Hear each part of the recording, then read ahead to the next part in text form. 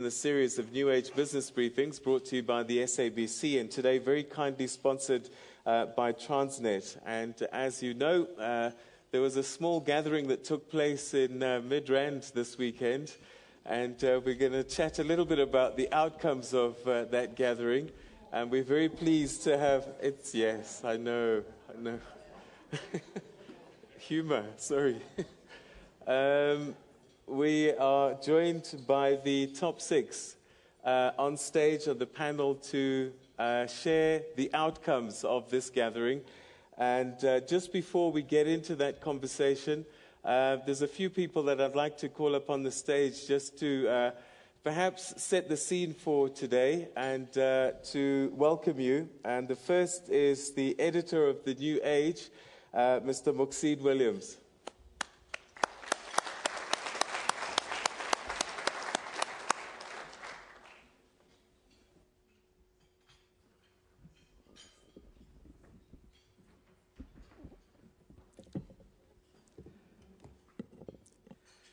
His Excellency Jacob Zuma, President of the Republic of South Africa, His Excellency Cyril Ramaphosa, Deputy President of the Republic of South Africa, distinguished members of the ANC's top six executive team, honorable ministers, deputy ministers, the High Commissioner of India, senior government officials, distinguished guests, ladies and gentlemen, I'm Moxie Williams, the editor of the New Age, and it's my great privilege and pleasure to welcome you to today's business briefing. We do this briefing once again in partnership with the SABC and our sponsor today, Transnet. It is commonly accepted that these briefings have been a great success and have transformed public debate in our country. Together with our colleagues at the SABC, we have launched what has become an intense debate on media transformation. And if you follow the national discourse, you will find that there is a great deal of miscommunication and sometimes lopsided and even biased reporting of government, political parties, and other events. It's a matter of concern, Mr. President, that arose at the NGC this weekend, and a situation which Paulo Jordan recently described as sections of the South African media who have appointed themselves as the unelected opposition. These business briefings are therefore designed to cut across all of that and provide a vital forum where our elected and appointed public representatives and structures like yours today can speak directly to the electorate and public, your message unfiltered and not subjected to misrepresentation by some who are keen to portray our country as a failed state. These were among the reasons why the New Age was launched just over 4 years ago. The paper has shown remarkable growth in its readership numbers over the past few years, but the paper is not only growing but expanding. In addition to the National Gauteng edition in 2013, we launched a Western Cape edition of the paper, followed by KwaZulu-Natal and Free State editions. And in May last year, we launched a fully-fledged regional edition of the paper in the Northern Cape. And in January this year, we launched a fully-fledged edition for our readers in Northwest Province with the ultimate quest to have a fully-fledged regional edition in all of our provinces and become the country's truly national newspaper.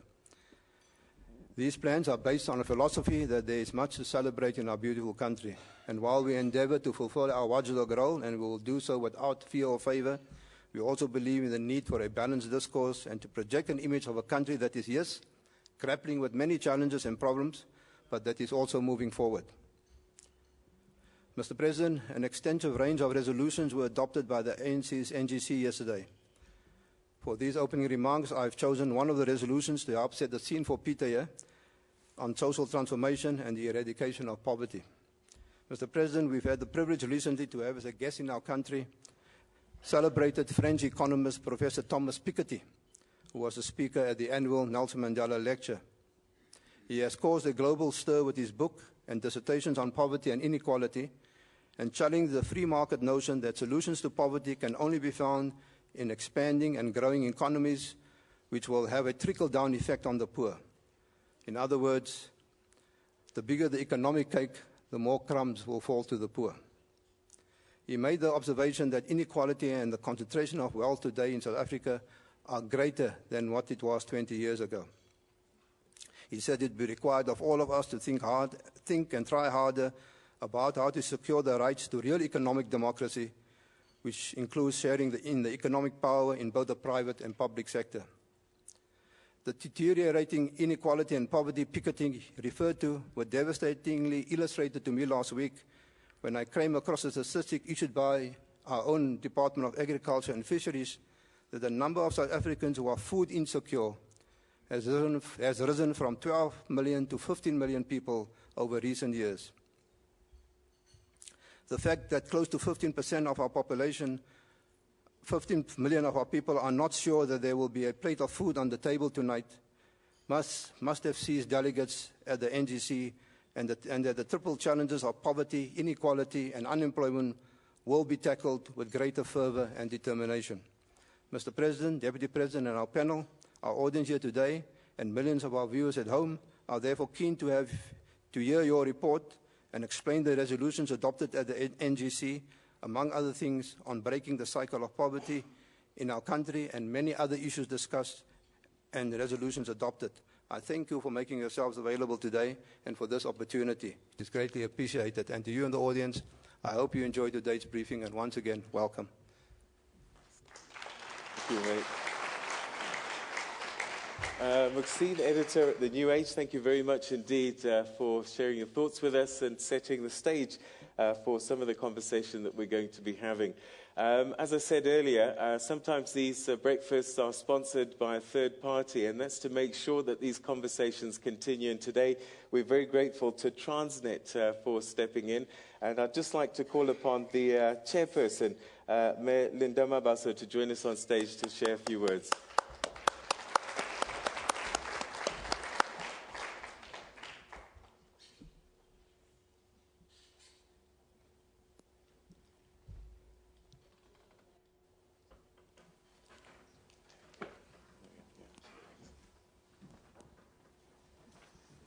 Thank you. Good morning.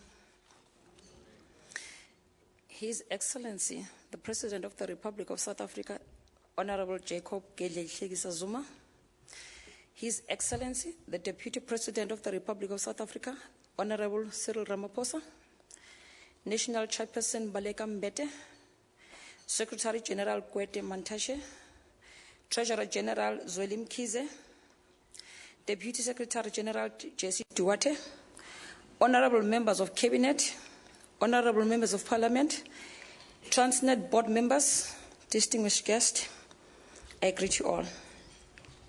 Our partners, also the New Age SABC, ladies and gentlemen, thank you for making time to be with us this morning. Welcome to another briefing session hosted by Transnet in partnership with the New Age and SABC. Today we have our honored guest who will be discussing an issue of great importance to our nation, the outcome of the 4th National General Council sessions. The leadership decisions that were taken over the weekend will inform, guide, and shape our society to ensure that we achieve our goals for a better South Africa. In April 2012, with our President's unqualified support and endorsement, Transnet launched its rolling capital expenditure program, our market demand strategy. It is a 336 billion capital expenditure program over 7 years. The aims and ambition of our market demand strategy are in perfect tandem with the development goals of our government. They are job creation, skills development, empowerment of women, transformation, localization, industrial of our economy, of our country, and good governance.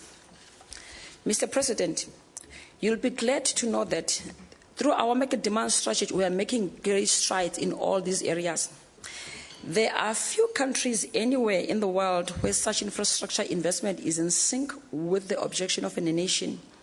We at Transnet count ourselves as extremely fortunate that we are able to shape the future of our country as we are doing.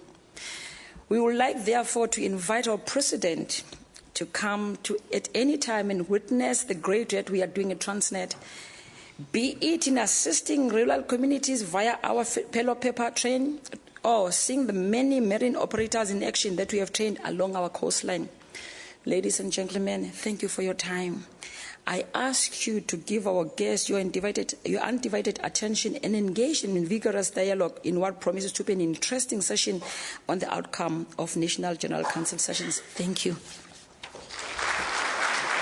Indeed, thank you. Thank you. Right, ladies and gentlemen, just to let you know, as we say, a very warm welcome to our viewers that are watching us across South Africa on SABC2, and the many viewers that are watching across the continent on DSTV channel 404, 49 countries to be, in fact, to be correct. Welcome to Sandton, just north of Johannesburg, and this is the venue for the latest in the series of New Age Business Briefings brought to you by the SABC.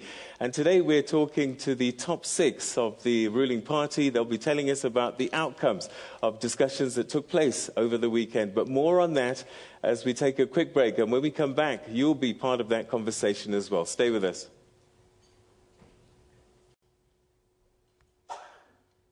Okay, great. Thanks, everyone. If we can...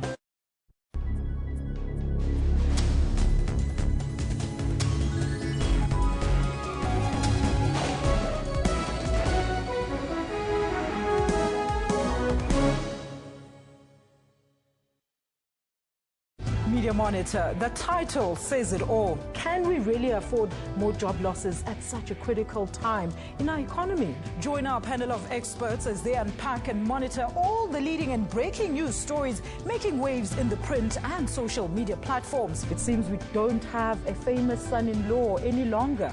Levi, what do you say to this? An A-lister. I'll leave this one to Levi. He's the romantic. Watch Media Monitor with me, Alicia Jali, Sundays at 9 a.m. only on the SABC News Channel.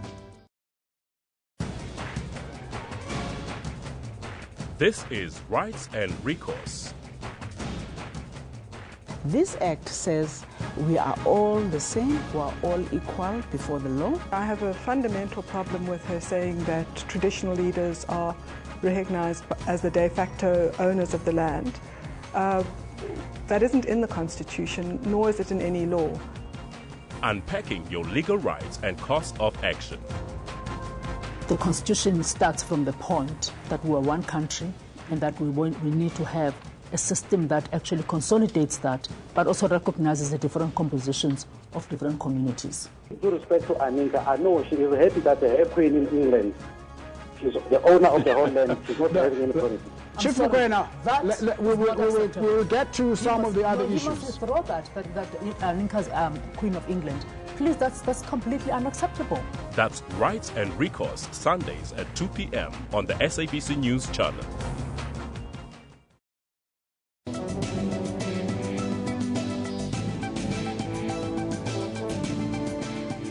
It is important for everyone to know food safety practices and make sure that their food is prepared safely from farm to the plate.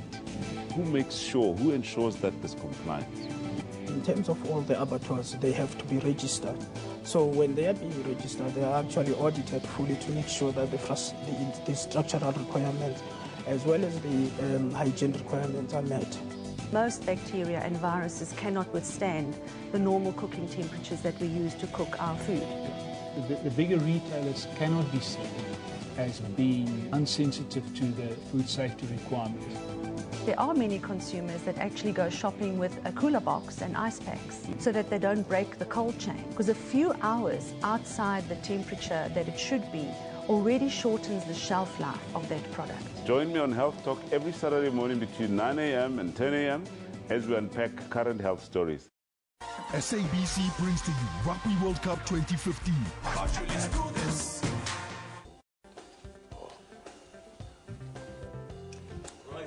Welcome back if you've just joined us. We're in Sandton today, and that's just north of Johannesburg.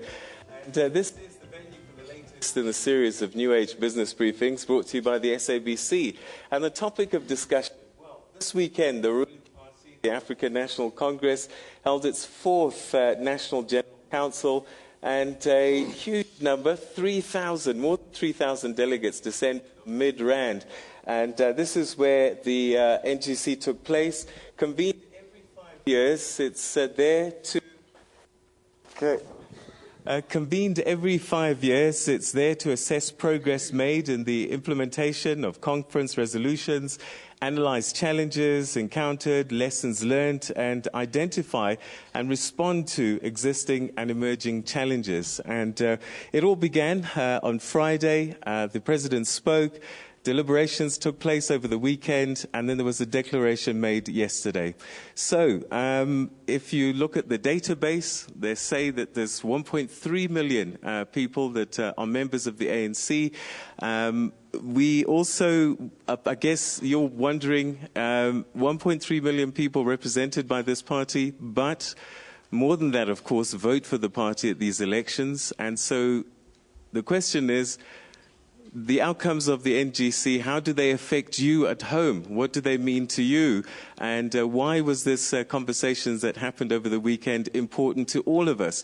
Well, to unpack that and the outcomes and what they might mean for all of us, it's my great pleasure now to welcome the top 6 of the African National Congress, led by His Excellency the President of South Africa, President Jacob Zuma. And I'd just like to say a very warm welcome to you, President Zuma. Thank you so much for joining us. Always a pleasure to have you with us. Next to you, we have the Deputy President of the ANC and also Deputy President of the country, Deputy President Cyril Ramaphosa. Thank you so much for joining us and welcome to you. Next to you, we have the National Chairperson of the ANC, but also National Assembly Speaker, the Honourable Baleka Mbete. Thank you so much for joining us and welcome to you. Next to you, we have the Secretary General of the ANC, Mr. Gwede Mantashe. Thank you, sir, for joining us, and welcome to you. Next to you, we have the Deputy Secretary General, Jesse Duarte. Thank you so much for joining us, and welcome to you. And right next to me, the Keeper of the Pocket, the Treasurer General, Dr. Zweli Mkhize. Thank you so much indeed, and welcome to you all. All right, so let's start with you, Mr. President, if we can. On Friday, in opening the Congress, you had some very frank remarks that you made, honest thoughts and reflections that you had about the party, the challenges that it's facing, and that set up conversations that took place over the weekend. 8 commissions sat, deliberated. And yesterday you made some declarations. Now, for a lot of people that might not have been part of that and seen that, what would you say were the most important outcomes, messages that came through from the NGC? Well, firstly, thank you very much, Peter, and thank you very much to everyone who is here in this breakfast. Firstly, let me say that we take ourselves as an ANC as the leader of the society. This is not out of anything, but it's just the historical fact. And that, therefore, when we have our major gatherings, we took a very conscious decision that they cannot be a business of the members of the ANC only. It's important that they are opened for the country when we deliberate, when we look at what we have done as the party with our government, and where do we think there are shortcomings, and where do we think we need to do more, and what do we learn from the successes and also from our weaknesses. We do this with a very clear view that the people of this country should be in a position to participate in one or the other, directly or indirectly. That's why even when we go to bigger other occasions, when, for an example, we go to the policy conference or the national conference, some of our papers that are supposed to be discussed internally in the ANC, we publish them because we would want the people to participate, to say whatever they think about the organization, to advise, to criticize. That's why when we come to a gathering like the National General Council, which is NGC for short, we speak to ourselves, but also to the country. We therefore, on Friday, put across to ourselves what we believe are the challenges, what we also believe were the matters to be discussed by the delegates, the branches, those who represent the branches, which then on Saturday and Sunday, in fact starting from Friday, the delegations began to deliberate. What we had put, in a sense, presented the matters to be discussed, and there is no matter that was not discussed. And therefore, we're looking at the outcomes yesterday. There were many, many good outcomes, and I think almost all the issues that were put there were discussed, and there were specific resolutions taken. Quite a number of them, which I think we'll discuss this morning. In general, as we presented the declaration, we were saying this has been a good NGC. Delegates participated very enthusiastically. One of the most important outcomes, besides the content, was the fact that over a short period, we had been dealing with the internal matters of the ANC, among which would be the youth. As the leadership, together with the membership, we have invested a lot to bring back the ANC into the kind of the ANC that everybody knows. And I think that was a very good result, that the conference was very disciplined, deliberated on the issues. There were no slogans, there were no anything that in the past would feel uncomfortable. Delegates were there to discuss, and they indeed discussed the issues, every other issue.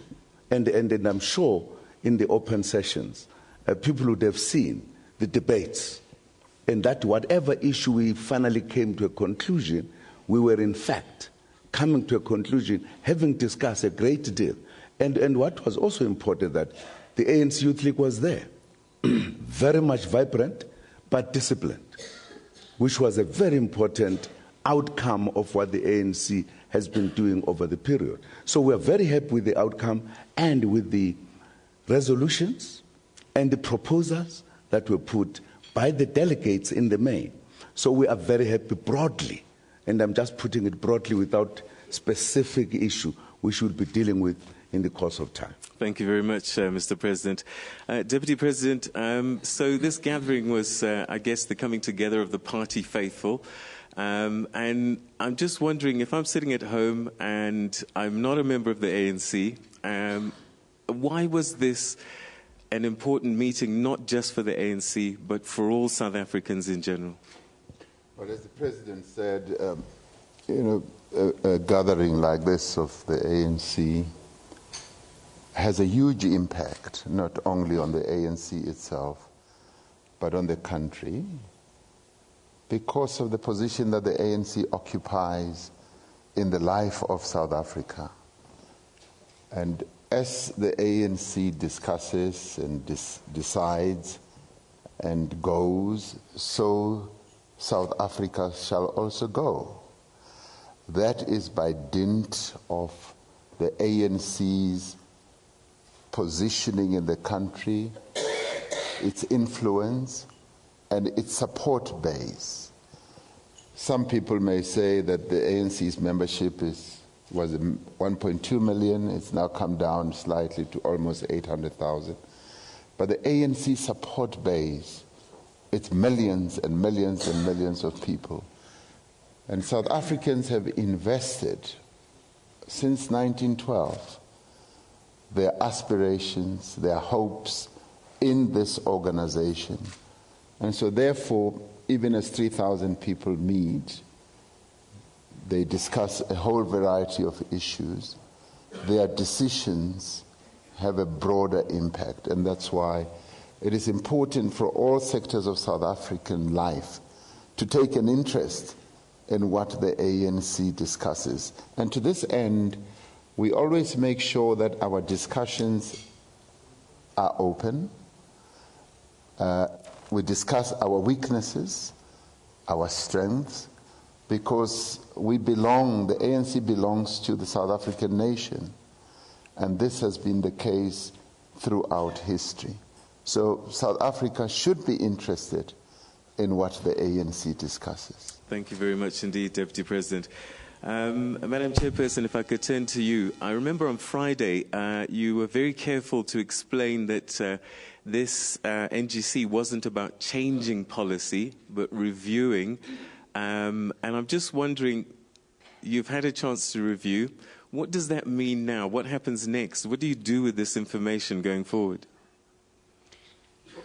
I think what we should realize is that the ANC is an organization with different structures that play different roles. The NGC itself was consciously adopted as an important mechanism that in a 5-year cycle of the ANC, mid-term, we take a pause, we look at, in the implementation of resolutions from our last conference, are there issues around which there's enough concern?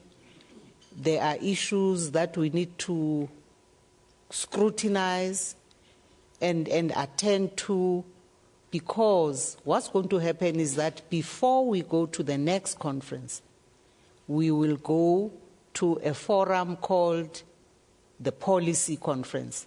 That's a very important structure of the ANC, because what the ANC does is to separate a very, sometimes very robust, very energetic, energy type forum, which conference becomes, you know, where sometimes people are more about issues of elections than policies.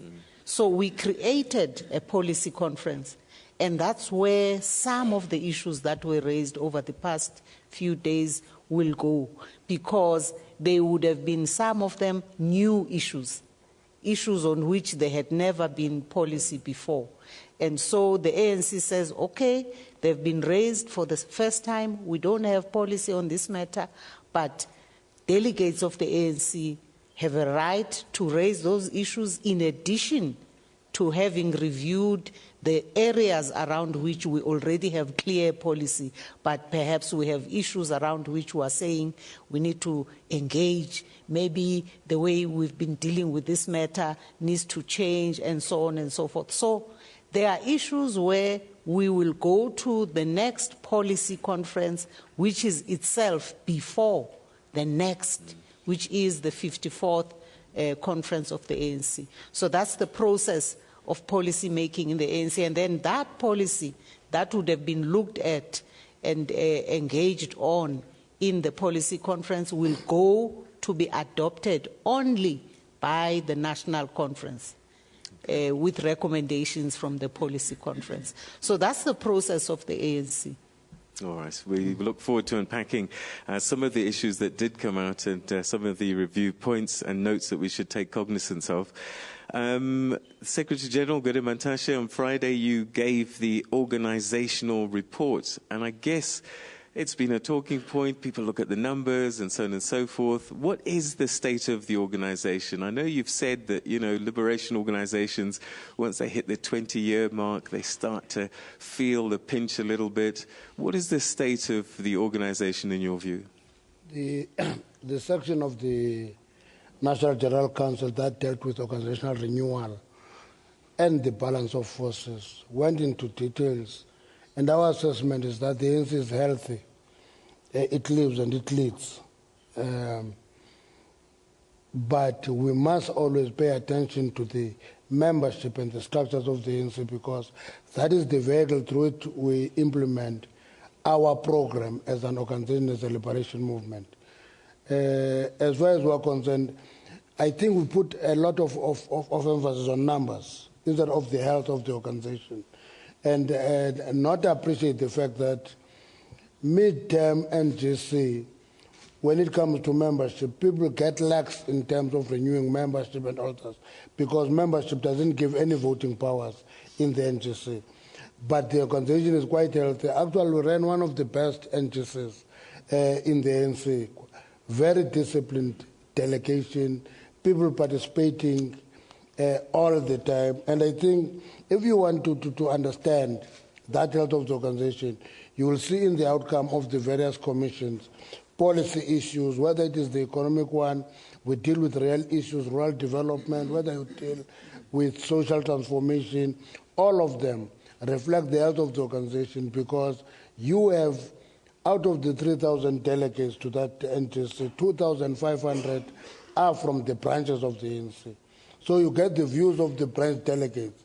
The quality of contribution of the branch delegates reflect the health of the organization, and the quality of their contribution will be reflected in the outcomes of the various commissions, which reflect subcommittees of the ANC, and I think we'll publicize all those documents for people to read and continue engaging us.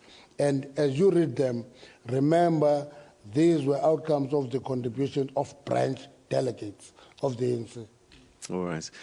Deputy SG, Jesse Duarte, the numbers became a talking point and a focal point. You know, is it 800,000? Is it 1.2 million?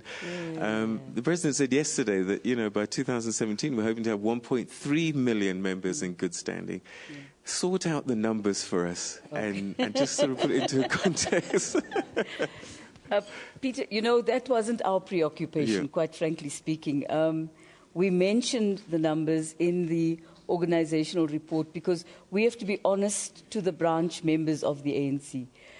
On our database, on the 10th of October, we had 1.3 million members in the database. Now, that doesn't take into account people who haven't, it takes into account everybody. So when we look at that, we subtract from that people who have been in the organization for only 6 months, and those who may not have renewed their membership over a long period of time. So the real figure now, if we had a conference tomorrow, the figure we would work on is 1.2 million. We would audit that figure properly. We would go branch by branch. We would look at who's in good standing, who hasn't renewed membership.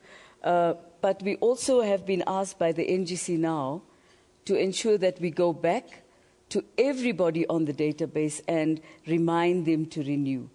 And that's quite important. So in this NGC, we close the books of the ANC, if you want to put it that way. Maybe that will help.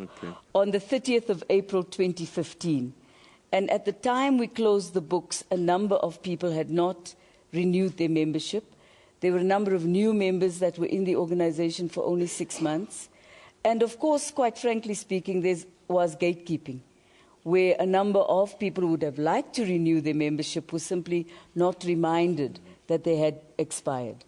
So all of those matters, the NGC has now directed us as the SGO to go and deal with that, and we said we will do so as of now. We have it's a huge task, but our membership structure and our membership system has been upgraded. The president was printed a membership card for himself directly from a little suitcase, basically. So we're in good shape. We think we're ready to mobilize the balance of the membership who may be feeling left out. All right, okay. So thank you for clearing that up. And we're going to unpack some of the issues that did come through. But just before that, another report, Treasurer General, that was delivered on Friday was the financial report. And I don't know how much you can share with us about that. We did hear the President on Thursday looking for money. I'm wondering if the ANC is in good financial state. The simplest answer is yes. Okay. The ANC's finances are in good state. What the President was referring to is the fact that the ANC does not generate its own finances. It depends on the goodwill of all the supporters. These could be individuals, this could be private business, and of course part of it comes from the state funding. And so we have to every now and again go out there and appeal to people to support their organization. I can only say to you they've done so. Okay. And so from where we sit, the ANC is in a comfortable situation. All right, so we're going to take a quick break, and when we come back, we'll start unpacking some of the outcomes of the NGC, what was decided, what came through, and some of the big words that came through as well: factionalism, bulk buying, all of these kinds of things came through. Let's unpack those and see where that takes us. And you can be part of that conversation as well. At Morning Live SABC, we look forward to hearing your thoughts. Stay with us.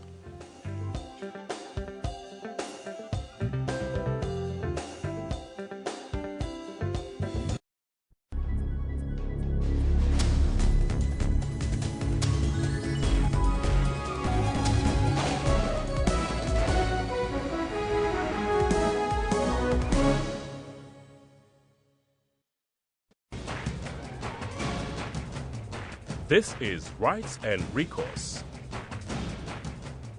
This act says we are all the same, we are all equal before the law. I have a fundamental problem with her saying that traditional leaders are recognized as the de facto owners of the land.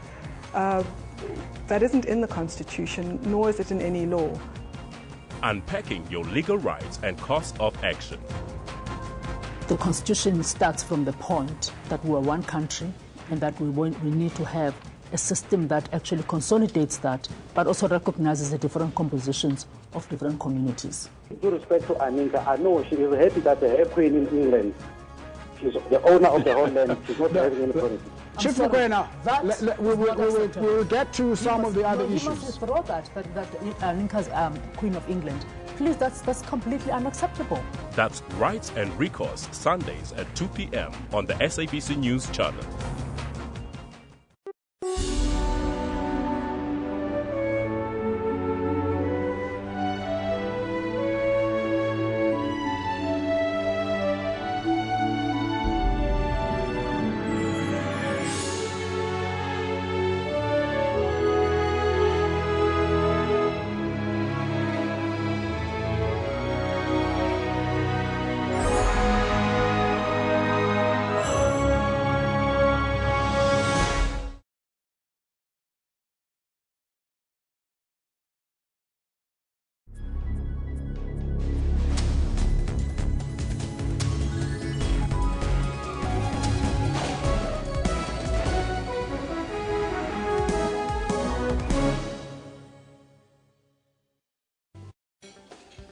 Right, welcome back. Thank you very much for joining us. Today we're talking to the ANC leadership just after their NGC that took place over the weekend. And we just got some introductory remarks just before the break. And now we're going to start to unpack. 8 commissions sat and discussed, deliberated. And we want to hear what has come out of that and how that might affect you at home as well. Just before that, though, if you were on social media, reading newspapers over the weekend, you would have heard certain words coming through quite loud and clear. Mr. President, I'm going to come to you. This issue of factionalism, it's quite an interesting thing. You mentioned that it needed to be rooted out and that it wasn't going to help the party. I went back in time, and in 2005, President Mbeki spoke exactly the same things. And I'm just wondering what that means in terms of, has this been a problem that's continued for a period of time, or is it something that, as a party, you've grappled to deal with? Yes, definitely. We are a big organization. We are a democratic organization. Now, part of the reason parties have rules and policies to follow is to ensure that the culture of democracy is not abused. And what we have realized is that because we are a democratic organization, people make choices. The choices have to come, as we understand in the ANC, that we discuss issues and policies and work out on programs. What we're supposed to do, when we have taken resolutions, we then have to look at the cadres. Which of these cadres can carry out these programs and make the organization move forward? In other words, we look at the tasks before us and then say, who are among the comrades that we think they can be in a position to do this because we know them? Now, with time, that kind of choice got shifted into a situation where people don't look at the task, but they look at comrades first, instead of the task to say which comrade. They say this comrade must in any way be the one who does this, even before they see, is a comrade capable of doing that? So instead of putting the task and then choose among us who can carry it, we just assume that this comrade is capable. even if it's not. That then shifted to a concentration on individual comrades rather than the task that they've got to undertake. And therefore, instead of the choice being made in that kind of honest comradeship kind of thing, it began to assume personalities. And once that happened, now because we're a democratic organization, we did not necessarily thought this is going to bring a problem. But with time, there began to be probably people who says, look, I want to be something. And they start abusing that by saying, look, I think I can be a good president, you know? And then talk to my comrade next to me. I think you must elect me. Now that begins to cause a problem. Because once that happens, it means the objectivity, that is what we do, goes away. Now it gets back to the individuals. That has influenced a situation, therefore, because comrades have much others who are closer to them, etc. Then it began to have the kind of lobbying and nominations, etc., being influenced by either the ambitions or whatever. That created what later concretized itself as what we call slates, wherein if you go to a conference where there is a branch upward, there are specific comrades who are fighting hard for their friends to be the ones who win. And therefore that we began to abuse the democratic right to a situation where groupings were forming without us realizing. And therefore, if you go to a conference, now it is so and so and so and so, and comrades are seriously competing. And this competition became almost a permanent feature. That's why you say President Mbeki, way back, was already talking about it. But what we did not do, we did not say, look, this is a cancer that is eating the organization. What do we do about it? Now, we have realized it has caused such problems, got mixed with interests, not just now ambitions only, but interests with time. So this is what we have said we cannot live with. We also blamed ourselves as a leadership, that when this trend began, we did not see where it is going, because we should have nipped it in the bud. But now we say we have all of us, and that's why we were open about it. That's why we wanted both the leadership and the membership to understand that this can no longer be allowed. Because much as it started as part of the free choice, it has been abused. We now have to go back to the principles and the basics of the ANC, how we do this, so that the manner in which we take decisions, the manner in which we appoint and vote for people is objective, is based on what capabilities do they have, rather than, at times, it could be a comrade who's doing too much toy-toying than anybody else, and is known, and then is given a position, but he can't do anything. So we are saying, let us get back to be rational about how we elect people. So that is the matter. We can no longer allow it to continue. All right, so we're going to go to the floor now, but just before then, lobbyists came up. The Premier League has been denied its existence. And I'm just wondering, do we know who these lobbyists are? And are you going to manage them? I'm not sure who's in a position to be able to answer that question. You mean the Premier League? Well, does this Premier League exist? I've seen some denials at the weekend. Does this Premier League exist? If it doesn't, it does seem that there are lobby groups, as you were saying. Do you know who these lobby groups are, and are you managing them? Deputy President? Well, I think like in any other organization, you will always find that there will be people who want to lobby for certain positions, and so that those positions can carry the day. And as it started manifesting itself, it mutated into this slate business that you had. Now, the importance of this NGC was that we took the matter of renewal very seriously and decided that in the end, the basic unit of the ANC, which is the branch, must regain its voice, its status, its position when it comes to the choice of leaders.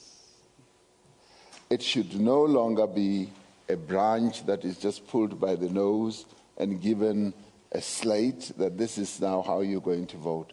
So we're going back to basics. So going back to basics means that branches of the ANC regain their life, they regain their influence. So the basic membership of the ANC is the one that will finally decide on leadership issues, policy issues, and so forth. So by so doing, the power of slates, of lobbying groups, of lobbyists, is now going to be eroded. And the ANC comes back into its own through the power of membership at branch level. Nobody's started to whisper in your ear already. Not at all. Okay, let's go to our tables. We start at table number 3, where we find Bongiwe Kali. Table number 3. Thank you very much. My name is Bongiwe Kali, Secretary General for Women in Agriculture and Rural Development. My question is about the fact that the ANC states that it will intensify its efforts to make sure that women empowerment is key again.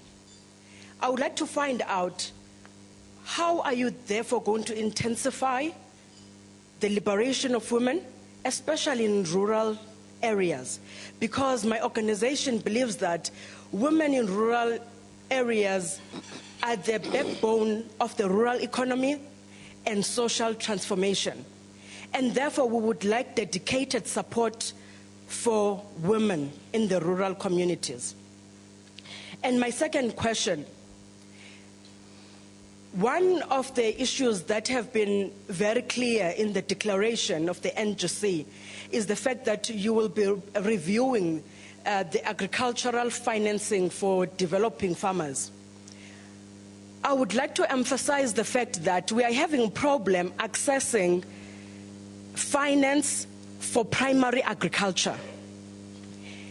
Most of the financing that is available for developing farmers is finance for agro-processing, but we're finding it difficult that there will be financing for agro-processing, but there is no funding for primary production. Who's going to process anything from where? And therefore it leaves the developing farmers in a space of dire need. And so I would like to find out from the ANC, what are the plans therefore going forward for rural women and developing farmers? Thank you. Okay, thank you very much indeed. You managed to get 2 questions in. You're the first and last person to be able to do that. 1 question each, because we've got a lot of people to get through. So, how do we answer that question? I don't know who wants to pick up on that. Here's a farmer. Okay. Yeah.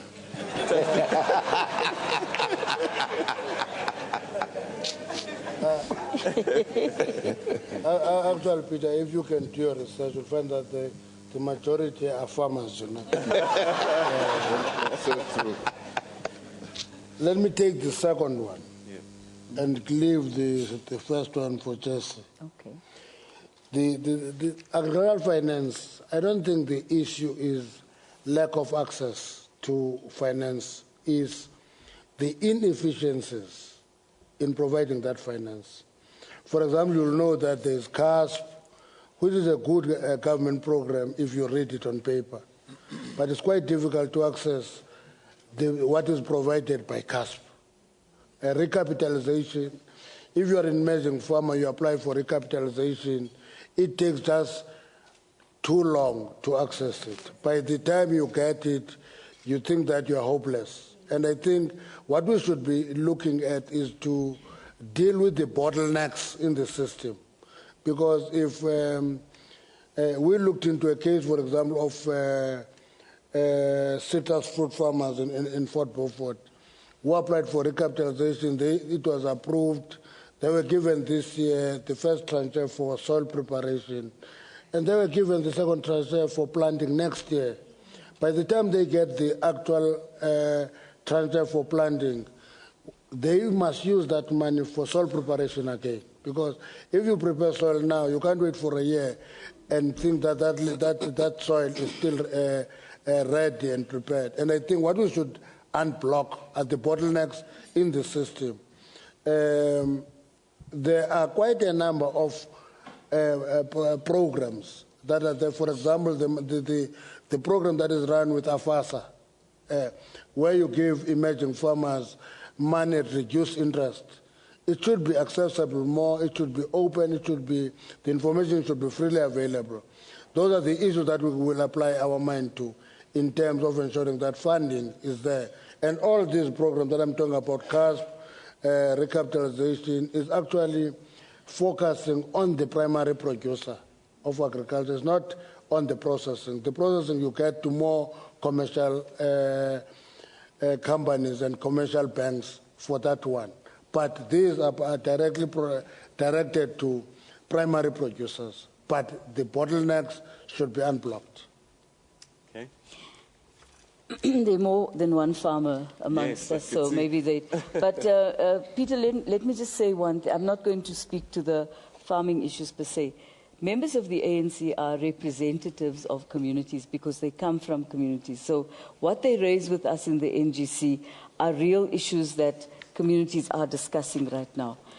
In terms of rural development and how we perceive the role of women in this regard is the following. It's both practical and it's mechanisms that have to be put in place to actually begin to open the debate around patriarchal practices. Firstly, when land is handed back to a community, most of the people who work the land are women. But when a man passes on, it's not the women who've worked the land who necessarily inherit that land. That matter is very much firmly on the agenda for discussion, and the ANC is not in the habit of bulldozing things through. It's a matter of going down to the rural communities and discussing it at the community level to make sure we all understand.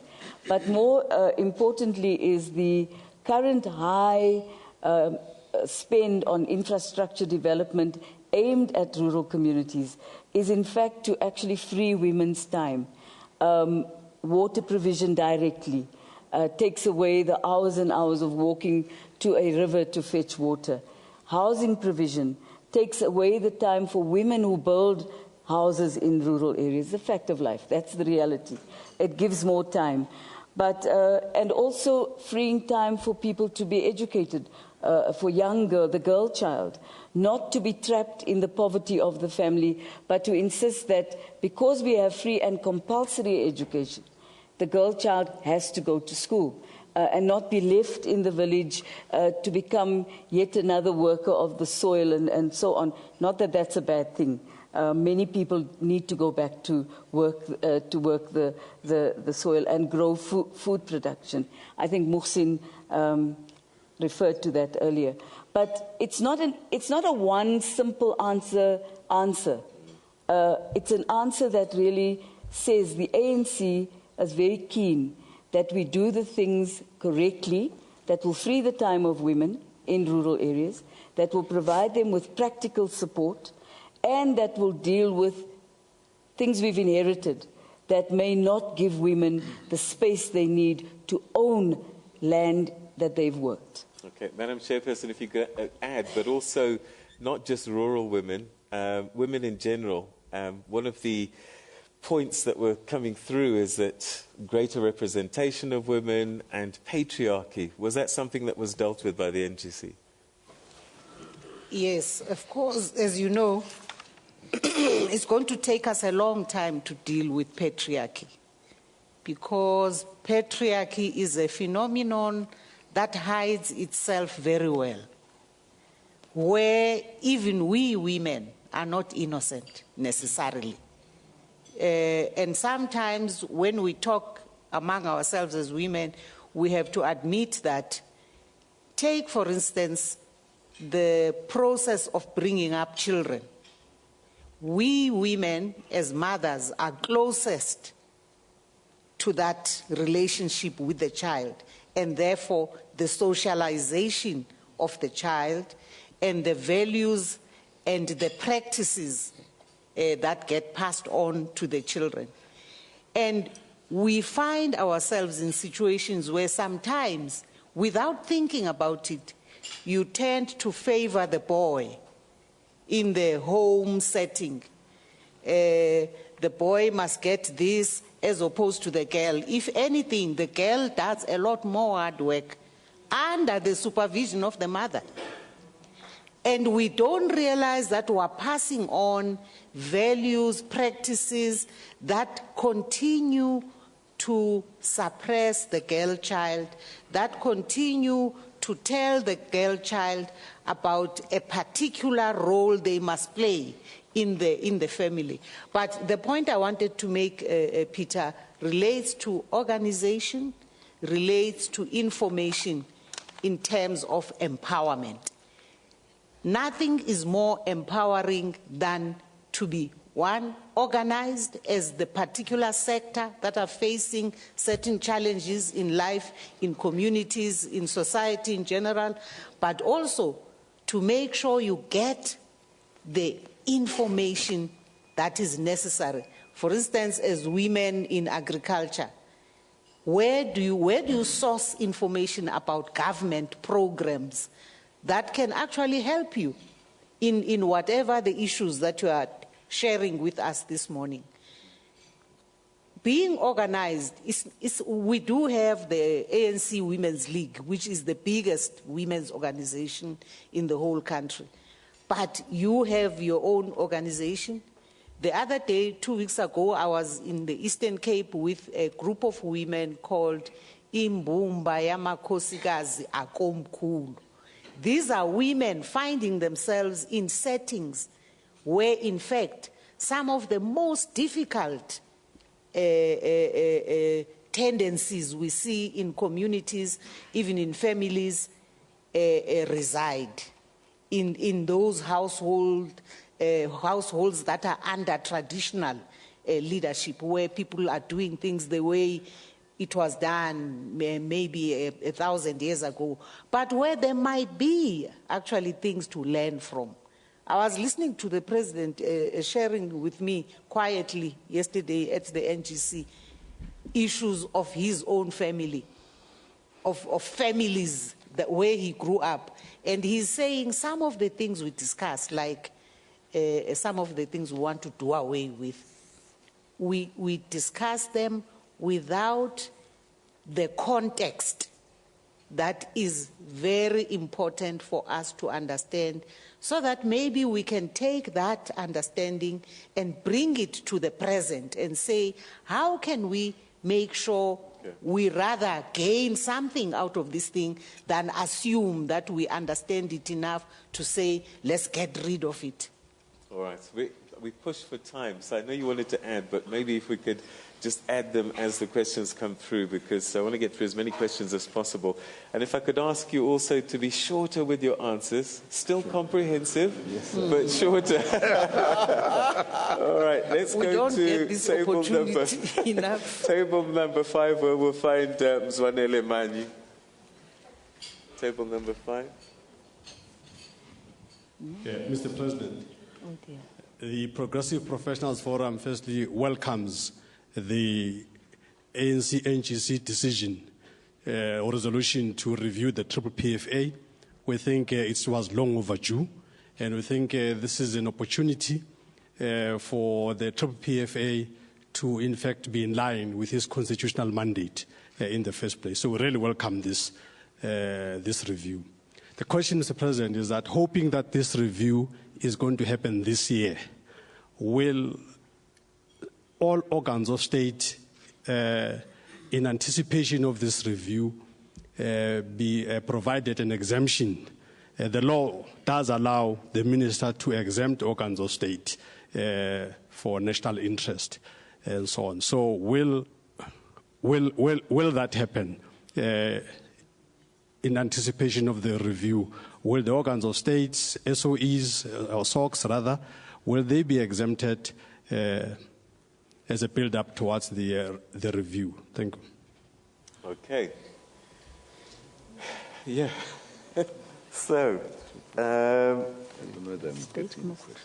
when will the review of the triple FA begin? Will government departments and SOCs be exempted in the meantime?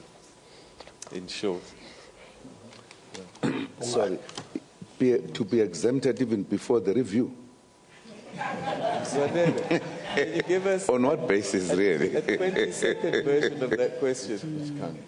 I think, Jeff. If we could get a microphone. So, a 20-second version of that question. Mr. President, yes. The issue of exempting SOEs has happened before, so it will not be a new thing. What it does, it just gives SOEs, government, flexibility to do things progressively. It has been done before. The last exemption expired in 2012. And if one were to look at the progress that the SOCs made during that exemption period, there was a lot of transformation, which when that exemption ended in 2012, we're back to starvation. Thank you, Mr. President. Well, we have just taken the resolution, and I'm sure we're going to work on the details, how it's going to move forward. I don't think that issue arose in the process of taking the resolution of the exemption. I would imagine people would be thinking that let us review this and see how far we go. And this would involve, I'm sure, all stakeholders. They would participate. Perhaps if, for an example, the issue of exemption is an issue and it has happened before, I don't think this was in the minds of the delegates that they were discussing. That will mean the stakeholders who hold that kind of feeling will have to raise the matter early enough to say, whilst we are doing the review, can we do this because there's a precedent, etc., etc., then the matter would be looked at. I don't think in the discussions the issue was raised because otherwise it would have been reflected in the resolution itself. SG Mduduzi says, how long must a member wait before he gets his membership card?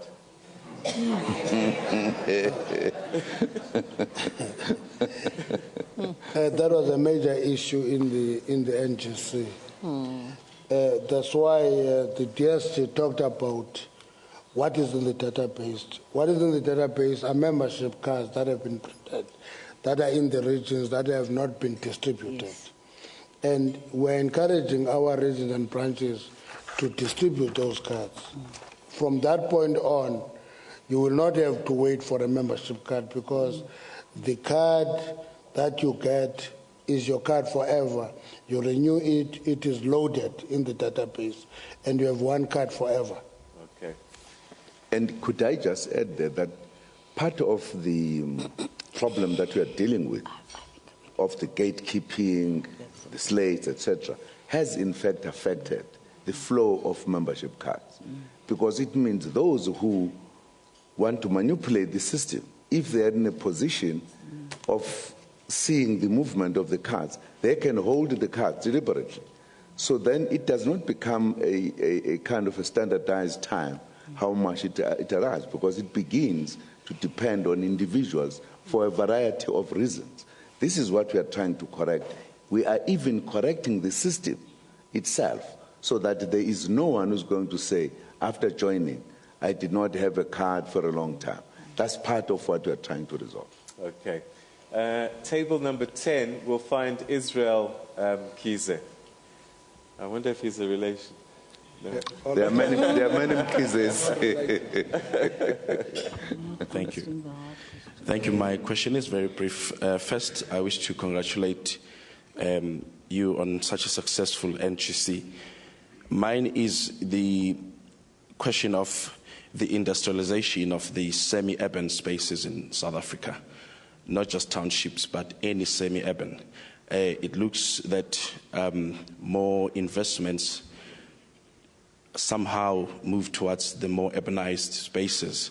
I wish to hear from the gentlemen and ladies over there that what could have been discussed on that question, because if that question is not addressed, it will perpetuate the apartheid structure of the demographics, because you have Soweto, Joburg, Durban, and townships, where you have the urban town sourcing labor from the semi-urban and townships, not sourcing, not having a much concentration of the industrialization of those semi-urban areas. Hence, you also see that factories in semi-urban areas are closing down or are on a bit of a downgrade. So is there any plan on reindustrializing the semi-urban areas? Thank you. Okay. Semi-urban areas, Deputy President? Yeah. Colonialism configured the economy of our country to be an extractive type of economy, where places where people lived, the majority of our people lived in certain places, and they were just made dormitories. So that is just where labor stayed, and labor moved to certain places which had become industrialized, and they worked and they went back to where they lived. And apartheid overlaid on top of that a particular form of racism which was exploitative, and never really started dealing with I would say, the economic contours of our country in a progressive way. What the ANC has now done is to open up great opportunity for the economy of our country to grow, and to grow by leaps and bounds, so that we can begin to extract wealth out of, one, our people, out of what we make in the form of extracting, beneficiating, and adding value and exporting, and then also transforming the urban areas of our country, particularly where the majority of our people live, the spatial development, as well as the townships. And hence we're now talking about reindustrialization of our economy, the industrialization of our townships, so that we have a township economy, so that we can now build industries near where our people live, and take out the great wealth that is in our townships, so that we reposition it, and we do away with the colonial type of architecture of our economy and the apartheid architecture of our economy. What does this do? It gives us great opportunities. And the ANC is the only political party that has come up with this innovative type of thinking about reindustrialization, and this is now the path that we have embarked upon.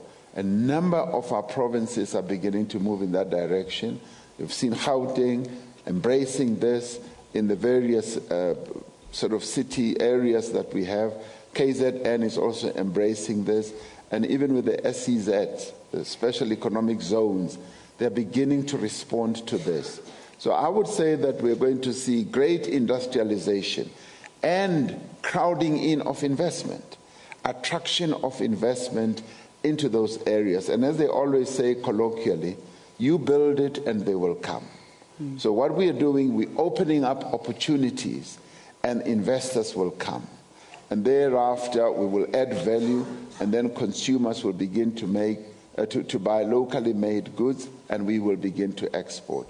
So I would say in this regard, South Africa is about to take off.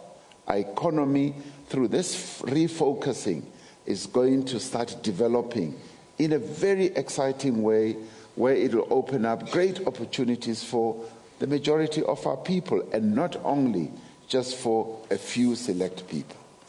TG, the Youth League, they said they want 40% youth representation in all spheres of government and the scrapping of e-tolls. Did that come through in the NGC? Yes, the issue of e-tolls was raised, and it was discussed in the context of the work that was done through the Gauteng leadership, which was discussed ultimately with the national and provincial government. And there was an approach which was taken to say, let's get all the work brought together, focusing on what needs to be done to take into account the fact that the impoverished communities are affected by the e-tolls. And therefore, what I could call a compromise approach, a working approach was worked on to look at what changes needed to be done in the approach of the Sandral. And so all the NGC has said is that, look, this work needs to be done and we need to take it forward. And so I think that from where we stand, the matter was raised adequately and the approach was that let's move on with what was agreed. But let me just touch on the one thing that Israel raised. I just want to say that on the issue that Israel, Manya and the lady that raised, are all kind of related, and we must always look at the extent to which some of the different pieces of policies are actually getting to an integrated approach.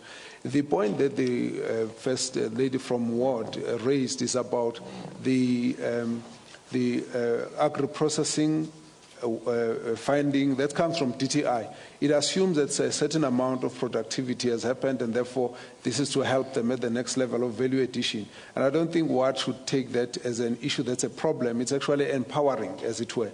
But I want to suggest that as an organized agricultural organization, you should approach the different departments. But every provincial department has got some assistance.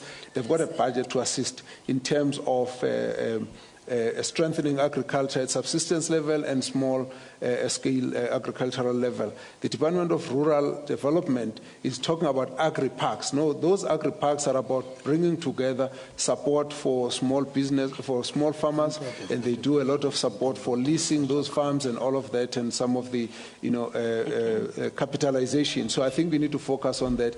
That preferential procurement program ultimately will actually help, because I think when it's done, it should be able to give us a list of products that will be provided by small businesses, and that's when it's going to be helpful to start building in the peri-urban settings to pull people together and then focus on a very targeted government market. So I think all of it will actually come together and help to build the peri-urban development level. Could I just add on the e-tolls issue? Not so much because I was given the responsibility to handle it. The important decision that was taken by the NGC was the acceptance of the principle of user pay, that users should be willing to pay and able to pay. And this is largely because of the budgetary constraints that the fiscus has. We need to roll out huge infrastructure in our country, and when we come to things like roads, we are saying as users use those roads should also pay.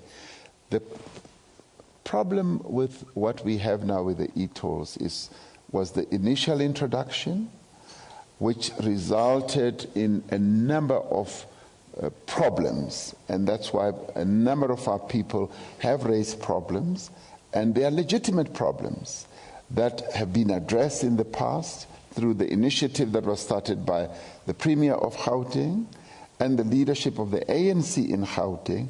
So that was addressed, and it ended up with a deal, and the deal has not yet worked itself through the system because the discounts have not yet come through. But we are going to be addressing it going forward, taking the interests of our people into account. That will be a conversation I think we can have with the Transport Minister at great length.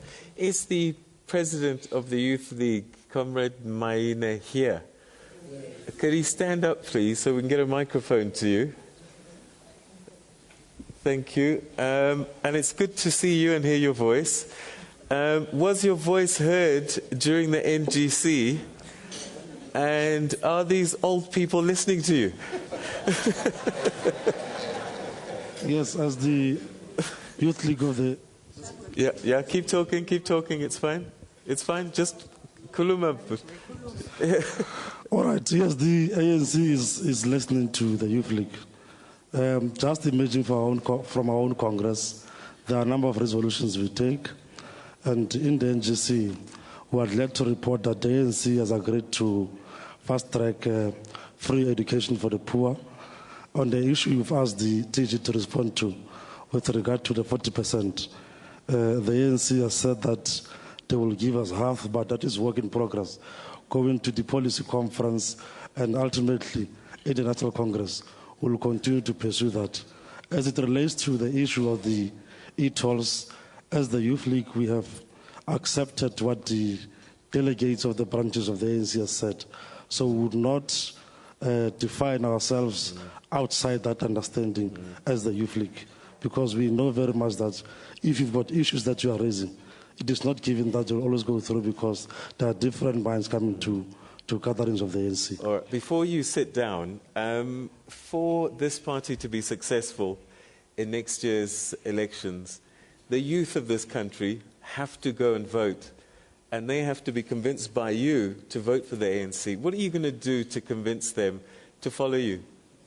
What we've said as the Youth League, that one of the challenges previously was that we ought to have to be looking inside, only inside the organization. Now we've said that we'll pursue what young people raise. For instance, if you are in institutions of higher learning, you talk less about Marxist Leninism and all of that. You talk about issues that affect young people at those institutions. So we'll be going to townships. There are problems in villages.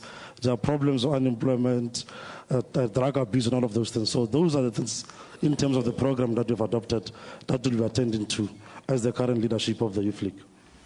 Okay, great. Thank you very much indeed. Table number 2, Zokota Fredericks. Is that correct? Okay. Thank you. I'm here for the ANC Women's League. We're excited as the ANC Women's League by the resolutions of the NGC, particularly on the areas of economic empowerment of women. The NGC has endorsed the fact that the 30% set aside by the Department of Human Settlements must be cascaded to all departments, so that all departments have set-asides for women empowerment. So I want to know from the leadership, will we ensure that the women actually benefit from these resolutions? I thank you. Okay. Who wants to address that? Comrades, just... It's not a question. Yeah. The 30% set aside is for women in the construction industry to participate in the building of houses that the government procures. That's the decision at the moment. And I think that the Women's League is quite correct. If you have it in one area, it should flow straight across the areas. But let's just be very clear that that also means that we must stimulate the growth of women entrepreneurs throughout the country, so that you don't have a 30% set aside globally, but you actually don't have actors to participate. And I think that's your task in the Women's League, is to make that a reality. Okay, thank you very much indeed. I've seen somebody that I see quite a lot.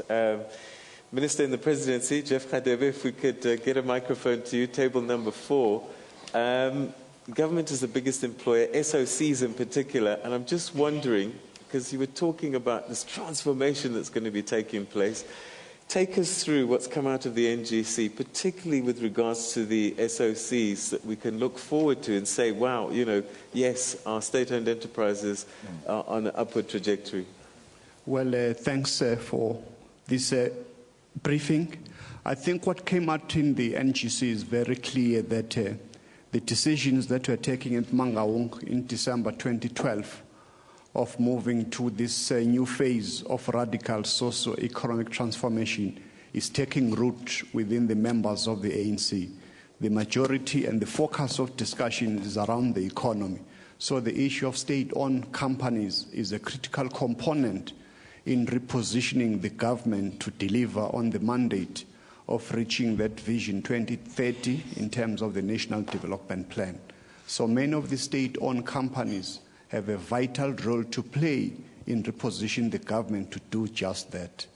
There has been a lot of initiatives that have been endorsed by the National General Council, including the key role of ESCOM in terms of driving the increase of energy generation in our country, including the energy mix, the role of other enterprises such as the post office and the creation of the post bank, so that we can be able to ensure that all these enterprises are in that position to drive economic growth for job creation as well as development.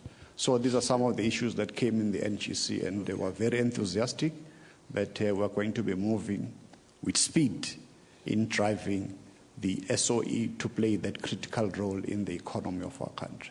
Thank you very much indeed, Mr. the Presidency. Another issue that's come through, Mr. President, perhaps I can address this with you, and you can refer to the various commissions as well. The ICC, it seems that South Africa has taken the decision to withdraw from the ICC or start to take the steps. Is this the best choice for our country? Well,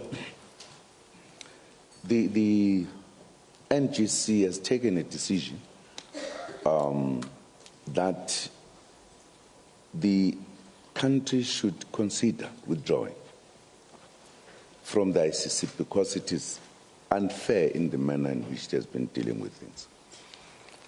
Now, of course, the matter of the ICC in the continent of Africa is no longer a matter of individual country.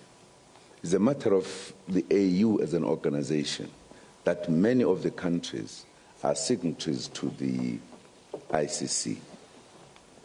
There is a background to this. In the eyes of the African leaders is that the ICC is biased. It takes decisions, a particular decision, some of them, which are not necessarily justified at the end on African leaders. For an example, African leaders who are discussing the issue, at one point, looking at their own issues and the manner in which to get rid of pockets of problems in the continent, when the warrant of arrest was issued for President Bashir, at that time, the negotiations to bring about peace in Darfur were at a very delicate stage, and Bashir was part of the stakeholders. And in the view of the AU was that you needed him at that moment just to clinch the deal, and thereafter you could then deal with him. That if at that point you arrested him, you would actually scupper the process. And the AU as an organization took it upon itself to talk to the ICC to say, could you withdraw the warrant? We are not saying he should not be arrested for this moment, because we think we need him now to help bring about peace. They ignored it. They did not even worry about it. And the AU was worried. This is the first case. Worried, why are you not taking, what are you interested in? Are you interested in to bring about peace and stability in Sudan, or are you just interested in arresting Bashir?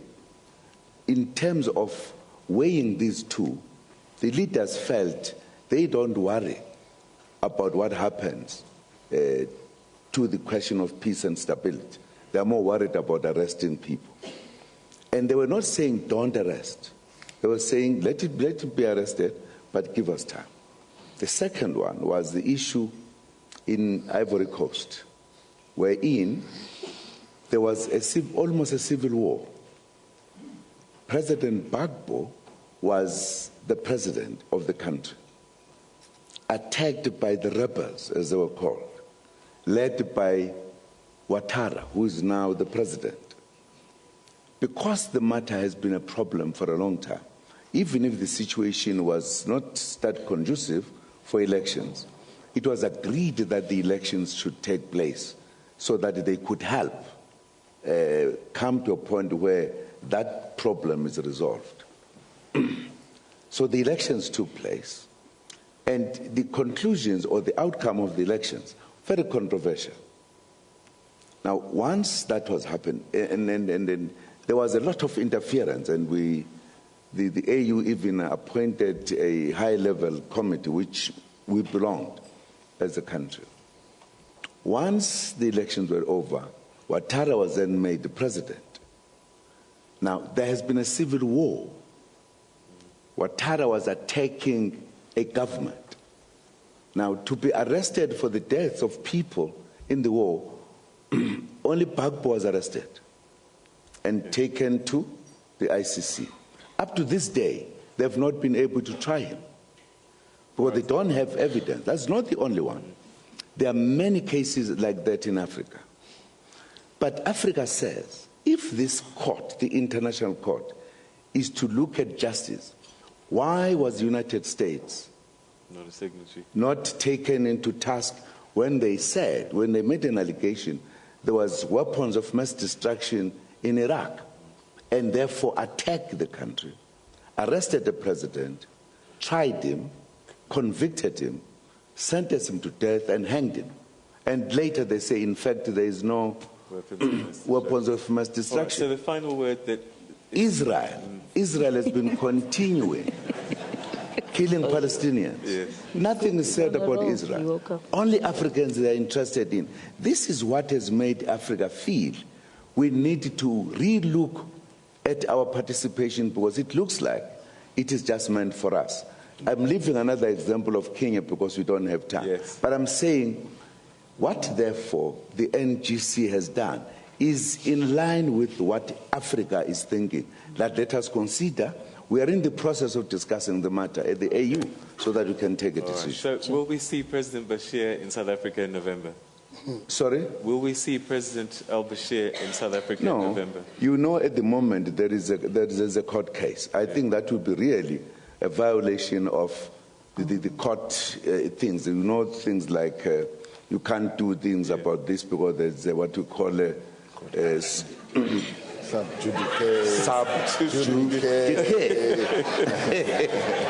Now, for an example, in terms of the law, and this is why we are engaging the ICC, in terms of the law, there are international organizations and the attitude towards heads of states, if they attend either United Nations conferences or AU conferences, can they be allowed?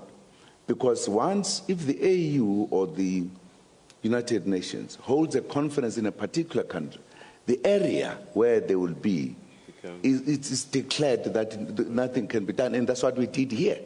And that's why the issue is not a one-sided issue, it's an issue that is going to go a little bit far to clarify. Okay. SG, we've got literally very little time, but my colleagues in the media would want this addressed.